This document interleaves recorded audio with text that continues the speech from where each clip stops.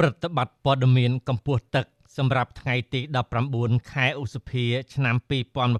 2026តាមបណ្ដាស្ថានីយជលសាស្ត្រទន្លេមេគង្គស្ទឹងត្រែងថ្ងៃនេះទឹកមានកម្ពស់3.39 សង់ទីម៉ែត្រខ្ពស់ជាងថ្ងៃម្សិលមិញ9សង់ទីម៉ែត្រកម្រិតកម្ពស់ប្រុងប្រយ័ត្ន10.70 សង់ទីម៉ែត្រទន្លេមេគង្គក្រចេះថ្ងៃនេះទឹកមានកម្ពស់8.59 សង់ទីម៉ែត្រខ្ពស់ជាងថ្ងៃម្សិលមិញ15សង់ទីម៉ែត្រកម្រិតកម្ពស់ប្រុងប្រយ័ត្ន22ម៉ែត្រ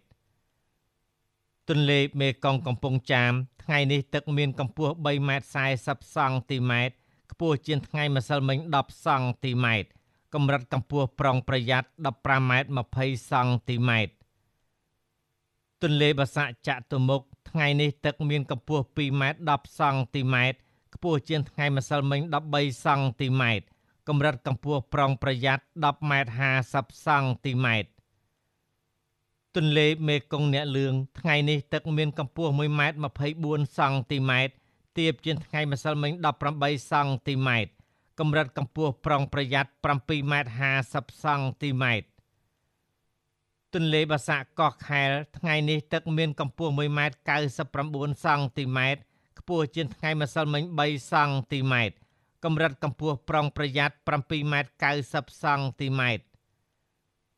ទន្លេសាបព្រៃក្តាមថ្ងៃនេះទឹកមានកម្ពស់1.38 សង់ទីម៉ែត្រខ្ពស់ជាងថ្ងៃម្សិលមិញ10សង់ទីម៉ែត្រកម្រិតកម្ពស់ប្រុងប្រយ័ត្ន9.50 សង់ទីម៉ែត្របឹងទន្លេសាបកំពង់ហ្លួងថ្ងៃនេះទឹកមានកម្ពស់0.81 សង់ទីម៉ែត្រខ្ពស់ជាងថ្ងៃម្សិលមិញ2សង់ទីម៉ែត្រសូមជម្រាបជូនថាស្ថានីយជលសាស្ត្រទន្លេមេគង្គទន្លេសាបនិងទន្លេបាសាក់ទឹកបាននឹងកំពុងឡើងបន្តិចបន្តួចការផ្សាយរបស់ក្រសួងធនធានទឹកនិងឧតុនិយមថ្ងៃទី19ខែឧសភាឆ្នាំ2026សូមអរគុណ